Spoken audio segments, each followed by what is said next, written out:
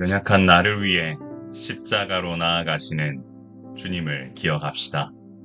마가복음 14장 43절에서 52절. 사랑하는 성도 여러분, 예수님께서 말씀하시는 동안 12제자 중 한 명인 유다가 나타났습니다. 그는 대제사장들과 서기관들, 장로들이 보낸 무리를 데리고 왔는데요.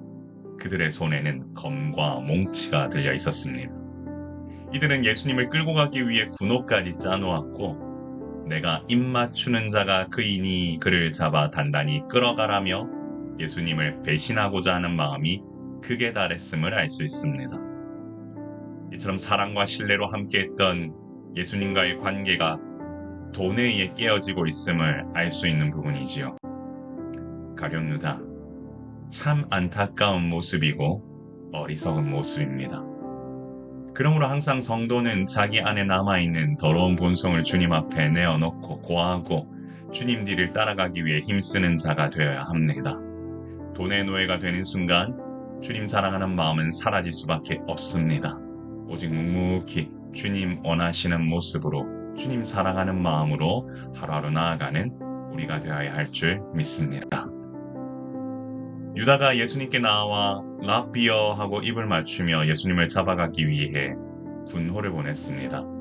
그때 곁에 서 있던 자 중 한 사람이 칼을 빼어 대제사장의 종을 쳐 귀를 떨어뜨리는 분노를 표출합니다. 이처럼 유다의 배신으로 인한 모습과 저항하는 제자의 모습이 극명한 대조를 이룸을 보게 되는데요. 하지만 그렇다고 예수님께서 이와 같은 무력을 통해 문제를 해결하려고 하셨던 것은 아닙니다.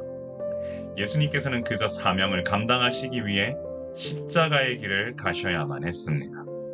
그야말로 안타까운 장면이요. 돈에 미혹된 순간 이와 같은 배신을 서슴없이 행하게 되는 모습 또한 우리는 확인할 수 있게 되지요. 그러므로 항상 하나님의 백성은 주님과의 관계가 온전한지 먼저 우선순위로 삼아야 합니다. 오직 주님만 바라보며 묵묵히 하나님의 길을 걸어가는 것이 우리가 가야 할 모습이요. 그것이 제자된 자가 가야 할 길임을 기억합시다. 예수님께서 우리에게 말씀하시기를 너희가 강도를 잡는 것 같이 검과 몽치를 가지고 나를 잡으러 나왔느냐고 말씀하셨습니다. 그리고는 날마다 너희와 함께 성전에서 가르쳤을 때 그때는 잡지 않았으나 이제는 성경 말씀을 성취하기 위해 이 길을 가신다고 말씀하십니다. 이처럼 이 모든 상황은 성경에 기록된 말씀을 이루시기 위한 하나님의 계획 안에서 이루어짐을 밝히셨습니다.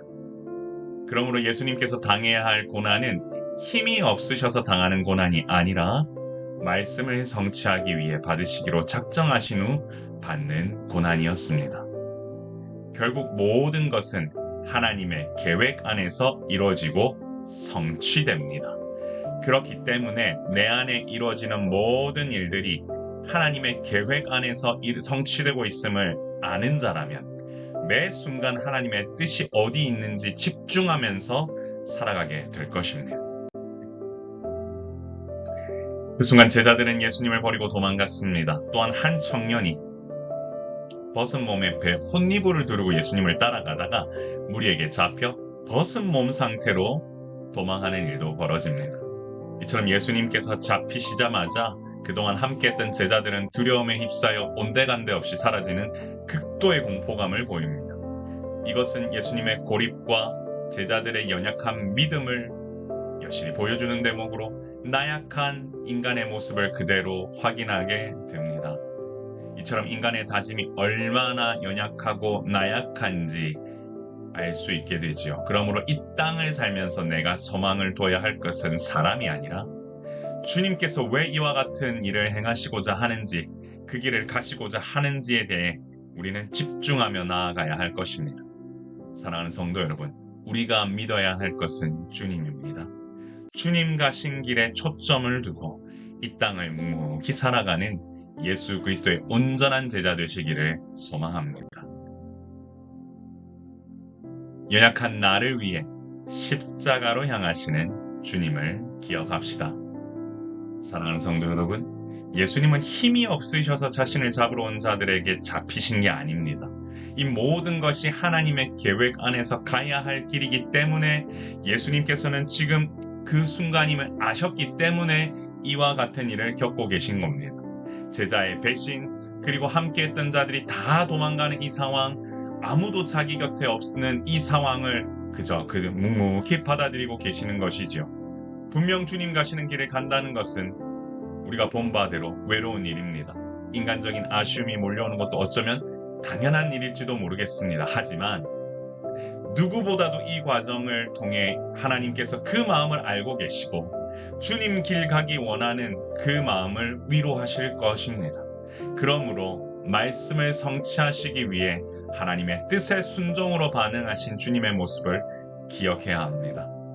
십자가의 길을 가는 자에게 필요한 모습은 거만함과 교만함이 아니라 주님의 뜻을 묵묵히 따르는 순종과 겸손입니다. 우리 이렇게 한번 기도해 볼까요? 주여, 주님의 길을 따라가는 예수 그리스도의 제자가 되게 하사 믿음으로 이 길을 묵묵히 걸어가게 하옵소서.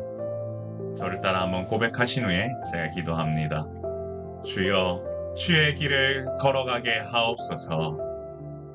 주여, 주님의 길을 따라가게 하옵소서. 존귀하신 하나님 아버지 은혜를 감사합니다. 주님, 우리가 얼마나 연약한 자인지를 깨닫게 됩니다. 그저 우리의 죄 때문에 이 땅 가운데 오셔서 하나님의 일을 성취하시고자 가시는 그 주님의 발걸음을 다시 한번 생각하며 우리 모두가 주님의 길을 묵묵히 걸어갈 수 있도록 주님 인도하시고 함께하여 주옵소서. 오늘 이 시간도 주님께서 부으시는 은혜가 넘쳐나길 소망하며 하나님께서 주시는 그 은혜로 말미암아 우리의 삶이 더욱더 주님 뒤따라가는 인생이 될 수 있도록 인도하시고 보호하여 주옵소서.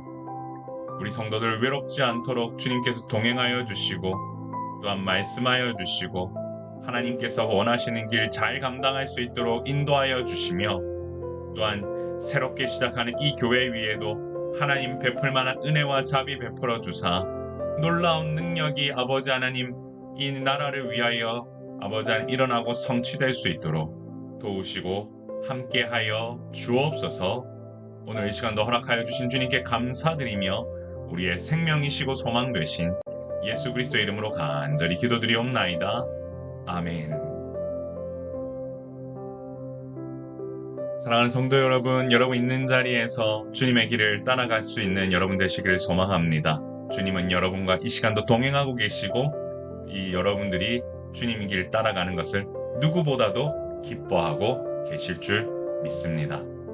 함께 기도해 주시고 새롭게 태어나는 공동체 회의에서도 함께 마음을 모아 주십시오. 그리고 시간이 되신다면 꼭 한번 오셔서 같이 기도해 주시고 또 마음 모아 주시고 은혜의 자리가 될 수 있도록 힘써 주시면 감사하겠습니다. 무엇보다 여러분이 주님과 동행할 수 있는 시간이 될 겁니다.